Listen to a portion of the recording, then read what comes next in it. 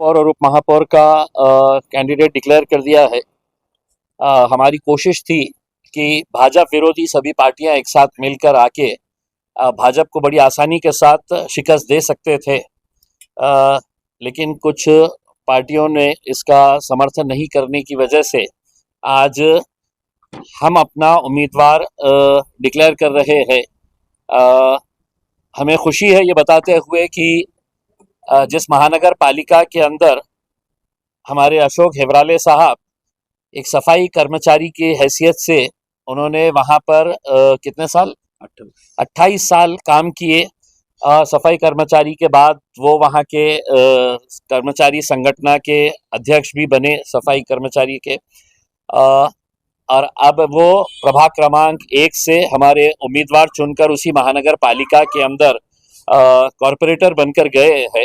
हमारे लिए बड़ी खुशी की बात है, बड़े गर्व की बात है पूरे उन लोगों के लिए जो ये समझते हैं कि राजनीति मतलब ये है कि इलेक्शन आएगा तो बेटा लड़ेगा या बेटी लड़ेगी या बीवी लड़ेगा या भाई लड़ेगा। हमने बहुत ही कॉमन लोगों को जो जिनके अंदर कुछ काम करने की जिद थी, उन लोगों को हमने चुना और उनको कॉरपोरेटर बनाया।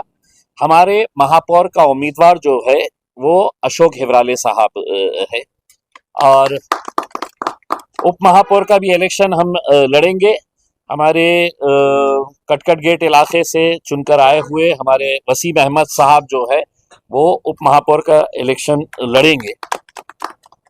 एक एससी समाज का हमारा भाई, इनको हम आज के दिन महापौर की उस कुर्सी के ऊपर देखना चाहते हैं। हमारी ख्वाहिश है कि भाजपा विरोधी जितने भी पक्ष है या इवन भाजपा के अंदर भी एससी समाज के जितने भी लोग हैं, एक सुनहरा मौका आया है कि अगर सभी मिलकर एक साथ आते हैं तो यकीनन हम हमारे इस एससी समाज के भाई को हम महापौर की कुर्सी के ऊपर बिठा सकते हैं।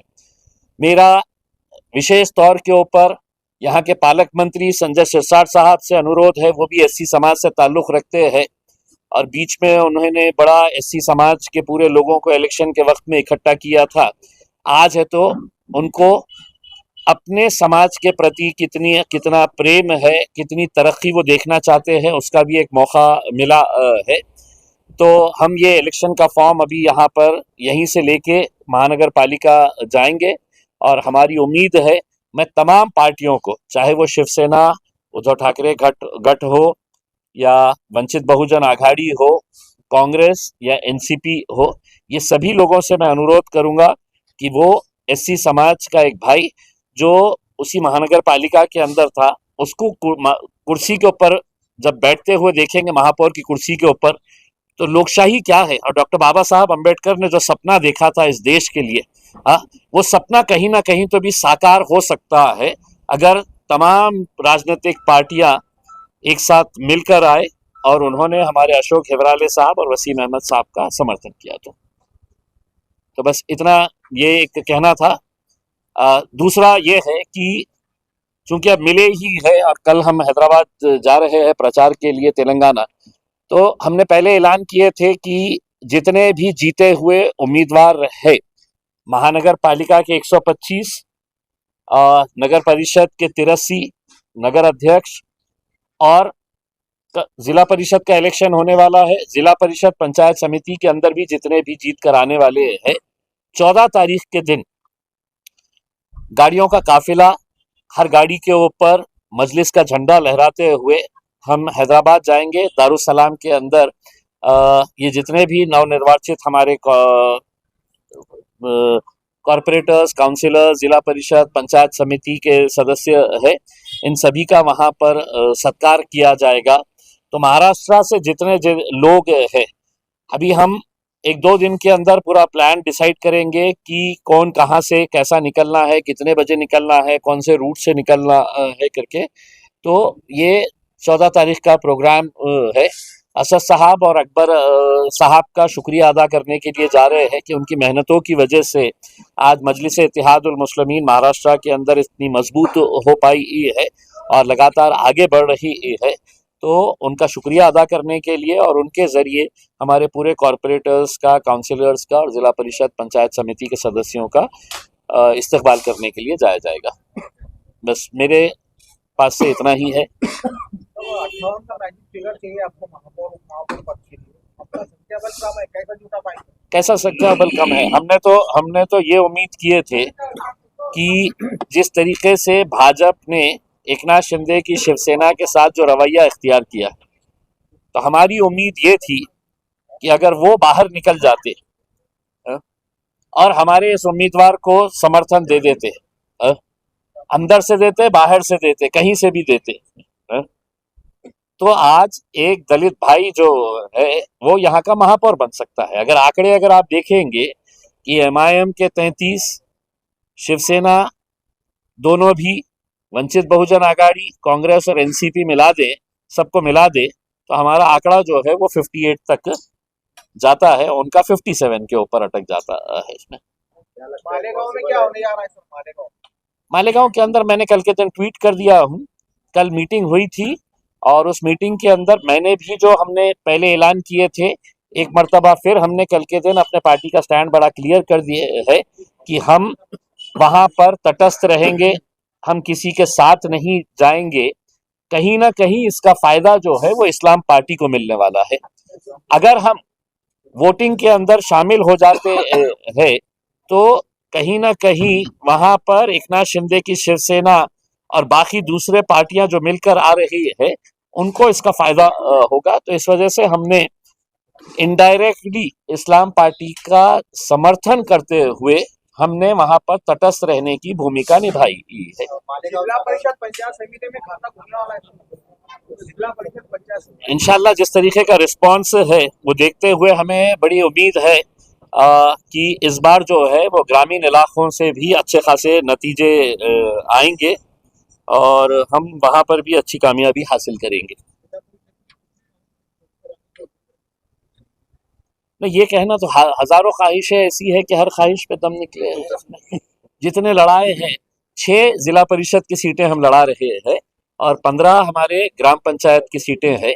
हमें इस बात पंचायत समिति की सीटें हैं।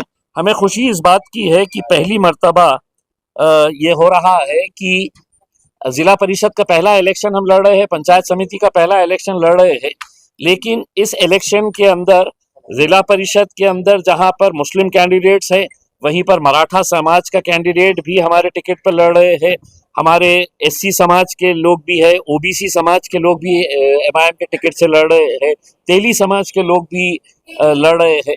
तो ये जितने भी लोग आज मजलिस के टिकट के ऊपर लड़ रहे हैं, हमारी उम्मीद है कि हम इंशाल्लाह अच्छे खासे नतीजे लेकर आएंगे। 16 लोगों का जो ये चल रहा है आपके ऊपर, उसको कैसे देखते हैं? मैं जब 2014 के अंदर जीत के आया था तो किसी ने ये तकरार कर दी थी कि इम्तियाज जलील की 2 बीवियां हैं और 4 बच्चे हैं करके। तो मैं खुद ढूंढ रहा था कि 1 बीवी और 2 बच्चे कहाँ हैं करके मेरे उसके अंदर। तो अगर ये इलेक्शन के बाद ये एक मामूल सा बन जाता है कि जीता हुआ कैंडिडेट के खिलाफ कहीं ना कहीं कुछ ना कुछ तो भी निकाल डालो, या जिसको टिकट नहीं मिला वो निकाल दो। अब आप देख लीजिएगा लिस्ट, जितने लोगों ने भी शिकायत करे है। अब इलेक्शन कमीशन का ये है, अगर किसी ने कोई गलत किया होगा तो उसमें मैं भी कुछ नहीं कर सकता हूँ और आप भी कुछ नहीं कर सकते हैं। इंक्वायरी के अंदर अगर आता होगा उसमें, लेकिन मैंने जैसा आपको एग्जाम्पल बताया हूँ, मैं आज तक 10-12 साल हो गए हैं, मेरे घर में भी पूछते हैं कि दूसरी बीवी और 2 बच्चे कहाँ हैं, तुम्हारा क्या जवाब देना उसमें। मालेगावमध्ये शिंदेचा सपोर्ट म्हणा किंवा तुमचा त्यांना सपोर्ट काय चाललंय नेमकं तुमचं? आम्ही स्पष्टपणे सांगितलेले आहे, पुन्हा एकदा सांगतो, कोणत्याही परिस्थितीमध्ये एकनाथ शिंदे साहेबांची शिवसेनेसोबत आम्ही जाणार नाही, भारतीय जनता पार्टी सोबत जाणार नाही, एनसीपी सोबत जाणार नाही। जे जे भारतीय जनता पार्टी सोबत आहे त्यांच्या सोबत आम्ही जाणार नाही, हे स्पष्ट केलं होतं। एकनाथ शिंदेची शिवसेना खूप मागे लागली होती, आमच्या जे कॉर्पोरेटर्स आहे त्यांचं समर्थन घेण्यासाठी आम्ही निर्णय घेतला होता की जे कोणी त्यांच्या सोबत जाईल ते आम्ही पक्षातून त्यांना बाहेर काढू। परंतु त्यांना तुमच्याकडून बऱ्याच अपेक्षा आहेत। इम्तियाज जलील यांच्याकडे संख्याबळ चांगलं आहे, संभाजीनगरचं चित्र झालं, बाकीचं चित्र झालं, कुठेतरी तुमचा फायदा होऊ शकतो त्यांना, त्यांचा तुम्हाला फायदा होऊ शकतो. आम्ही आपला आयडिओलॉजिकल कॉम्प्रोमाइज आम्ही करणार नाही. सत्तेच्या कुर्सीवर बसायचेच असले असते ना तर आज हैदराबादमध्ये असदुद्दीन अवैसी साहेब उपमुख्यमंत्री किंवा अकबरुद्दीन अवैसी साहेब उपमुख्यमंत्री अनेकदा त्यांना हे ऑफर झालेले आहे. पण आम्ही आमच्या आयडिओलॉजीवर कॉम्प्रोमाइज करून फक्त सत्तेच्या कुर्सीवर बसायचे आहे हे कधीही आमचं लक्ष नाही होता आणि याच्या पुढेही राहणार नाही. मालेगावमध्ये सांगताय की शिवसेनेसोबत जाणार नाही आणि तुम्ही आवाहन करताय की शिवसेनेच्या पालकमंत्र्यांनी दलित समाजाच्या माणसाला सपोर्ट करावं. एक एक एक प्रपोजल असा होता की एका दलित समाजाला महापौरची कुर्सीवर बसवण्यासाठी ज्या शहराचा संबंध थेट डॉक्टर बाबासाहेब आंबेडकरांशी आहे, आज किती अभिमानाची गोष्ट, देशामध्ये कितका चांगला संदेश गेला असतं की या शहराला जिथे डॉक्टर बाबासाहेब आंबेडकरांचं विश्वविद्यालय आहे, अनेक वर्ष बाबासाहेब आंबेडकर इथे थांबलेले आहे, त्यांच्या नावाने अनेक संस्था त्यांनी जे उभे केलेली आहे, त्या शहरातून एका एससी समाजाचा आमचा एक बंधू महापौरची कुर्सीवर बसला असता. आम्ही हे नाही म्हटलं की आम्हाला तुम्ही हे डायरेक्टली मतदान करा, पण कुठेतरी तुम्ही हे वारंवार बोलत होते ना की एससी समाजातला हे मी मंत्री आहे, एससी समाजातला आहे. मागच्या वेळी आपल्याला माहित आहे की एससी समाजातले जे काही गुंड प्रवृत्तीचे लोकांनी हे मोर्चा काढला होता, कशामुळे काढला होता? त्याच पालकमंत्र्यांची भावना दुखावली होती, कारण ते एससी समाजातले आहे. आज तुम्हाला मी संधी देत आहे ना हे सिद्ध करण्यासाठी की तुम्ही एससी समाजाशी प्रामाणिक आहे का. असेल तर तुम्ही ठोकर मारा त्या भाजपवाल्यांना आणि यांना समर्थन करा, आतून नाही तर बाहेरून करा. बडनेरा येथे प्रकार बघण्यात आला आहे. जो नगरसेवक आहे, नगरसेविका आहे, तर तिनं भाजपच्या नेत्याला महापौरपदासाठी मतदान केले. ही कारवाई होणार काय? कॉम्प्रोमाइज मी आता कोणत्याही परिस्थितीमध्ये आम्ही ऐसा ठोक भाव में हम लोग पार्टी से निकाल रहे, ठोक भाव में, समझ रहे आप? आकोट के अंदर हमने 5 काउंसिलर्स को पूरे के पूरों को है तो हमने घर पे भेज दिए है करके इसमें. तो हम ऐसा नहीं है किसी तरह से कोई कॉम्प्रोमाइज. बरनेरा के अंदर जिस महिला ने वहां पर वो भाजपा को वोट करी है, कामड़े नाम की एक महिला है, मीरा कामड़े, इन्होंने वहां पर भाजपा के लिए ये किया है. ये अभी खबर जैसे ही मिली है, हमने वहां के प्रभारी यूसुफ पुंजानी साहब और जो अमरावती के जिला अध्यक्ष है हाजी साहब एक है, तो वो दोनों को हमने कारण बताओ नोटिस दिए हैं. अगर वक्त पड़ेगा तो हम 2 दिन के अंदर इसमें इस महिला को भी बर्खास्त करेंगे, अमरावती के जिला अध्यक्ष को भी बर्खास्त करेंगे और कारंजा और पश्चिम वो विदर्भा के जो इंचार्ज है यूसुफ पुंजानी साहब के ऊपर भी कार्रवाई की जाएगी. कारण त्यांनी व्हिप का काढलं नाही होता हे आमच्यासाठीही प्रश्न उपस्थित राहिलेला आहे. त्यांनी व्हिप काढले असते तर हे इमिजिएट तिला आपण पार्टीतून बरखास्त केलं असतं, सस्पेंड झाली असते. काढलं याचं उत्तर आम्ही मागवलेलं आहे.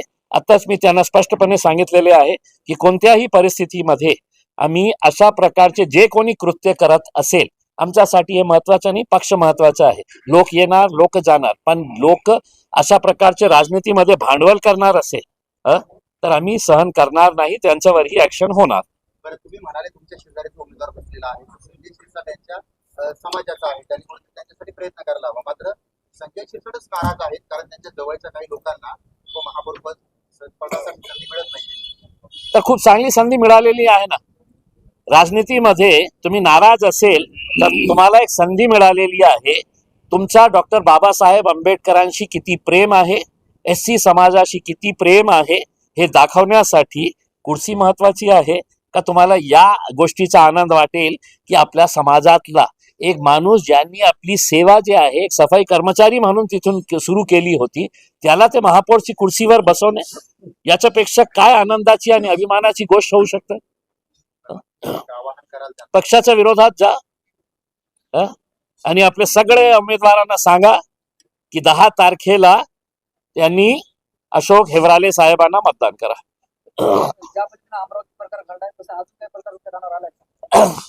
कुठेही असा प्रकार झाला असेल किंवा होणार असेल तर कुठल्याही प्रकारची तडजोड करणार नाही हे स्पष्ट करून दिलेले आहे. ओवेसी साहेबांनी स्वतः मला काल कॉल केलं होतं.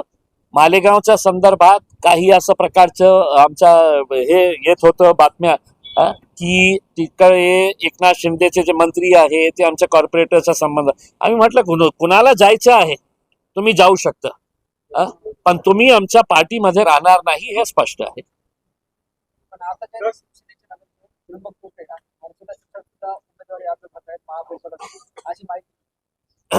चला ना, मग मी काय बोललो ना, आता संधी मिळालेली आहे.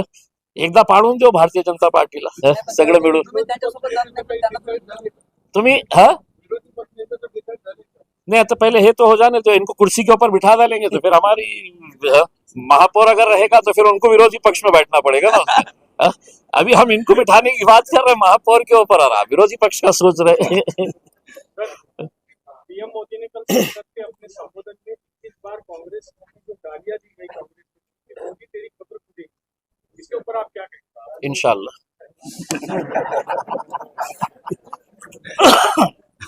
शहर में फिर से एक बार अतिक्रमण शुरू होने वाला है, क्या कहेंगे? असम के सीएम हिमंत बिस्वा शर्मा का जो बयान आया, उन्होंने अपने बयान में कहा है कि अगर हाँ, मियाँ रिक्शे वाला अगर 5 रुपये अगर मांगे तो उसको 4 रुपये दो करके, उसमें हम हेमंता बिस्वास को कहना चाहते हैं हम तुमको 5 देने वाले थे तो 6 देंगे जूते.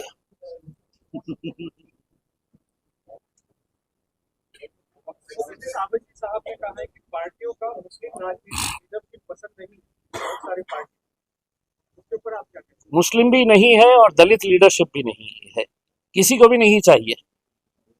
दलित ने इनको वोट देते रहना, मुसलमानों ने इनको वोट देते रहना, लेकिन जब लीडर बनाने का मौका आएगा तो नहीं, मैं उच्च जाति के लोगों को बनाऊंगा करके. उसमें आज इससे बड़ा उदाहरण क्या हो सकता है, मुझे ये बताइए ना. उसमें मेरे पास इतने सारे कॉर्पोरेटर्स है, मेजॉरिटी मेरे पास जो है वो मुस्लिम कॉर्पोरेटर्स की है, लेकिन आज हमने हमारे एक एससी समाज के भाई को है तो हम आगे बढ़ाने का ये किया कि कल ये आगे बढ़ेंगे तो परसों के दिन है तो हमारे में से किसी और को आगे हम लेके जाएंगे करके. तो आज ये तो मौका मिला है इसके अंदर. सिर्फ मुसलमानों का नहीं है, एससी के तरफ भी लोगों का देखने का नजरिया ये है कि तुम्हारा काम से वोट देते रहो.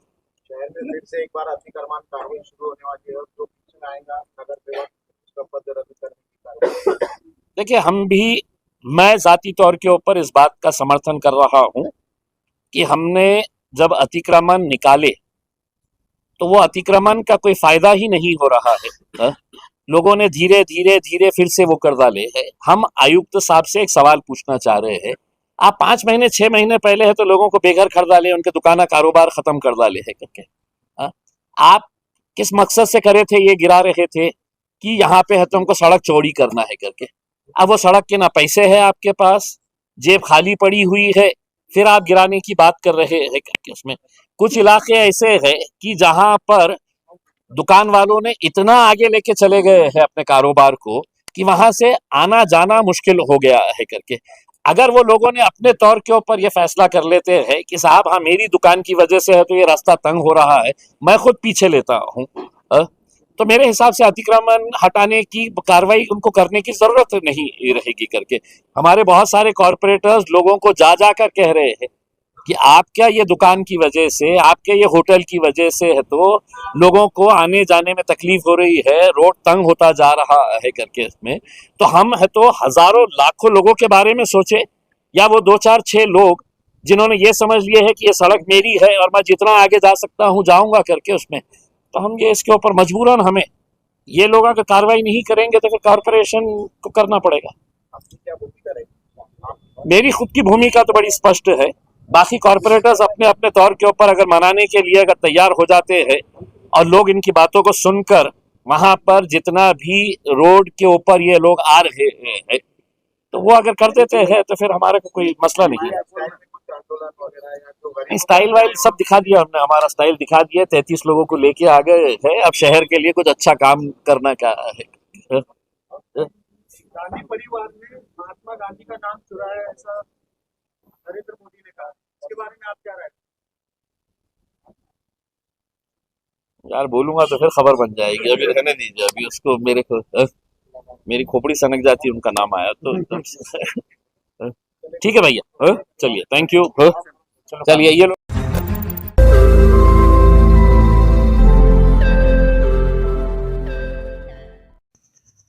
रोज नई खबरों को देखने के लिए हमारे औरंगाबाद समाचार चैनल को सब्सक्राइब कीजिए और नोटिफिकेशन पाने के लिए हमारे बेल आइकन को दबाइए ताकि हर खबर की नोटिफिकेशन आपको मिलती रहे।